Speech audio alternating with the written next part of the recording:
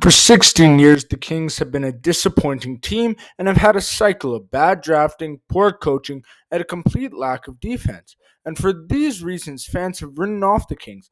But this year might be the year they finally break their curse.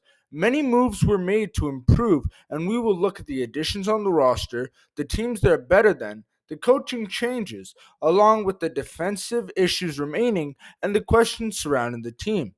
So, with that out of the way, let's get started. The biggest addition by the Kings was when they drafted Keegan Murray with the fourth pick. Despite Ivy still being on the board, they went with Keegan as he was the safer pick. He was older and more NBA ready. And he ended up winning the Summer League MVP. And so far in the real season, we have seen him be a solid starter and a very valuable contributor right out the gate, putting up 12 points, 4 boards, and 2 assists on solid efficiency in only his first 11 games. This is a valuable addition who will be helpful on adding offense and is not a liability on the defensive side of the basketball. Kings also signed Malik Monk. Malik is a nice spark plug who is a good shooter and has good chemistry with De'Aaron Fox from already playing together at the University of Kentucky. He fits the spark plug role they need him in perfectly, and he could develop into a serious six-man of the year candidate on the Kings. The signing was very smart, and the Kings got Malik on a steal of a contract, only paying him $9.5 million a year for his level of production.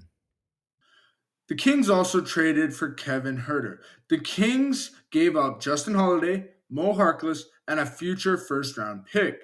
This trade was an absolute win for Sacramento. Herter adds a lot on the offensive end and will spread the floor nicely. He has had an incredible start to the season, currently putting up 17 points. He, in the large part, is what is making the Kings a 500 team so far. Also, if you're currently enjoying this video, please be sure to hit the subscribe button. It literally takes 1 second of your time, but it really helps with the channel as it allows me to reach out more basketball fanatics such as yourself. And if you're enjoying this current video, please be sure to check out some of my other ones. It would be greatly appreciated. And with that out of the way, let's go into the next topic of this video. Teams that the Kings are better than. I feel there are at least 5 teams the Kings are substantially better than, meaning they can at the very least be the 10th seed and make the play-in. The teams that are better than are the Lakers, the Rockets, the Spurs, the Thunder, and the Timberwolves. Now, this will get them into the play-in, and hopefully they come in with fire and they're ready to play and they're able to get themselves into the 8th seed and make it into the first round and break their curse. A very important thing that the Kings did this season was they got their new coach in Mike Brown. This addition might be the most important. The Kings have always been terrible at defense. Last year, they were 29th in the league. And currently on the team, they only have 2 good defenders in Harrison Barnes and Davion Mitchell.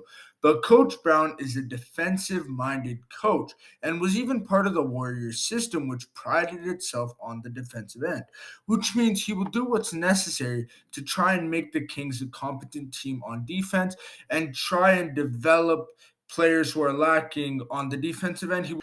Lastly, we have the biggest question surrounding the Kings heading into the full season.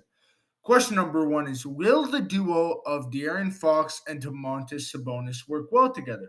Now, the answer to this is still a fairly new combo that's surrounded with lots of questions. But from the 30 games that we did see them play together last season, it seems that they can work a pick and roll well, and they seem to complement each other quite nicely. The next question is, who is most likely to have a breakout season? And I would say there are 3 players who I feel might have a breakout season. The most likely is Kevin Herter. He's being made a starter. I believe he's the 4th option behind De'Aaron, DeMontis, Keegan. Yeah, he's going to be the 4th option, obviously. So he's been given lots of touches, and he's really shining with them already.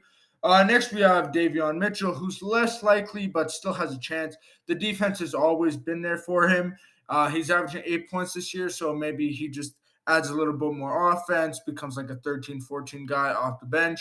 They could find that really helpful. Now, this one is nowhere near likely. Actually, this player is currently in the G League. We have Keon Ellis. He went undrafted. However, I see potential in his game, and I believe he has a chance to break out if the Kings see it and let him play a little bit.